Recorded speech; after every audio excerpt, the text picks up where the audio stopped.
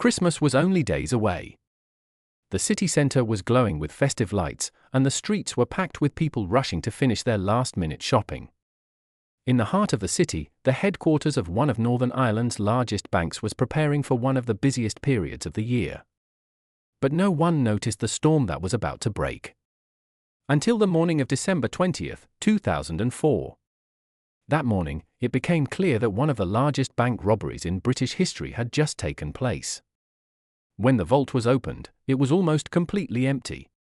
A robbery of this scale was not the result of a sudden burst of courage. It was clearly the product of months of careful and meticulous planning. The gang behind the robbery had most likely been preparing for a long time, closely monitoring the bank's headquarters at Donegal Square West. At the time, Northern Bank was one of the largest banks in Northern Ireland, and during the Christmas period, it held extra cash in its vaults. The criminals had carefully studied the bank's security routines and identified its weak points. They knew exactly which employees had access to the vault, their work schedules, and even details of their private lives.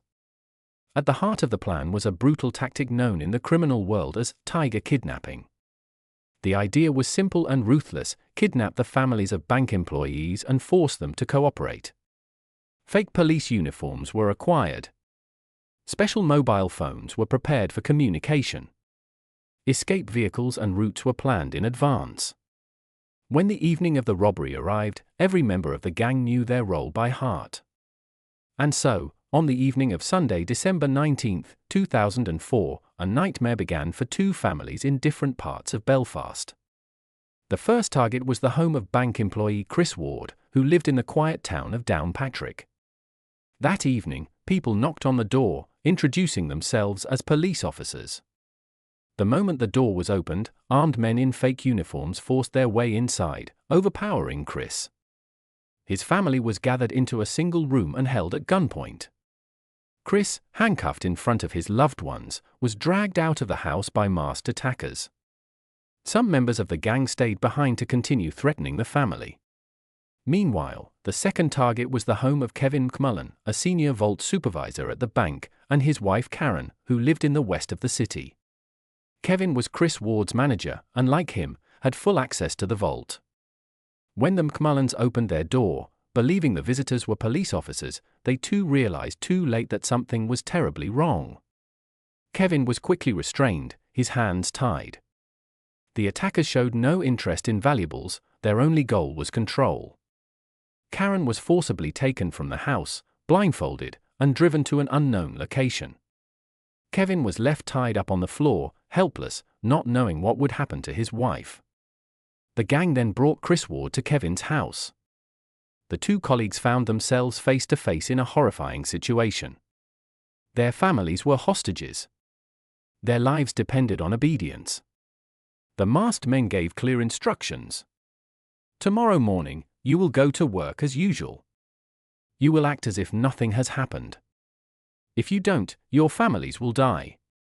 For the two bankers, it was a long, sleepless night filled with fear.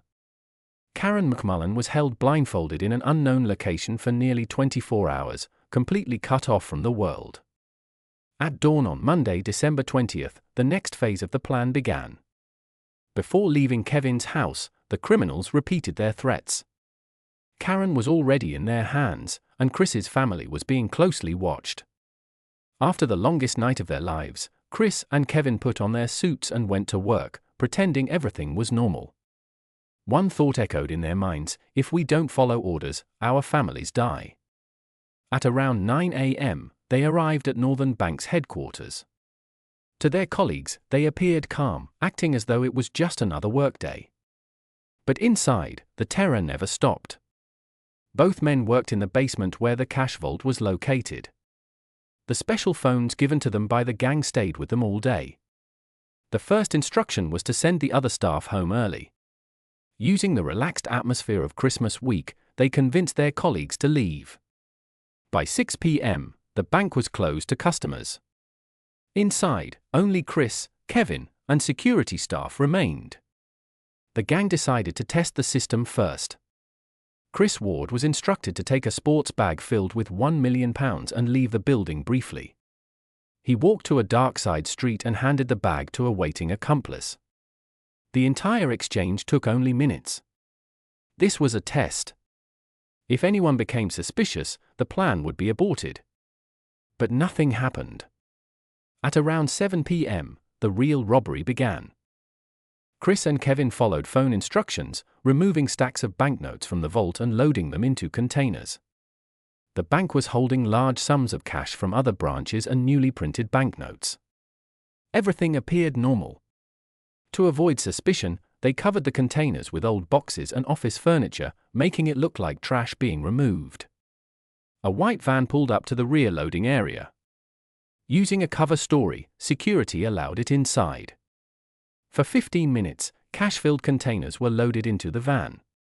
The vehicle then quietly left the bank, carrying nearly $20 million. 30 to 40 minutes later, the van returned. More money was loaded. By 8 p.m., it was over. That night, more than $50 million vanished from Northern Bank.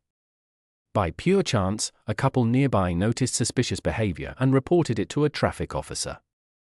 Police arrived minutes later, but they were too late. The criminals were already gone. Chris and Kevin locked the bank as usual and went home. Later that night, Karen McMullen was released in a dark forest, blindfolded and alone. Her car was burned to destroy evidence. By 11:45 p.m., authorities arrived at the bank.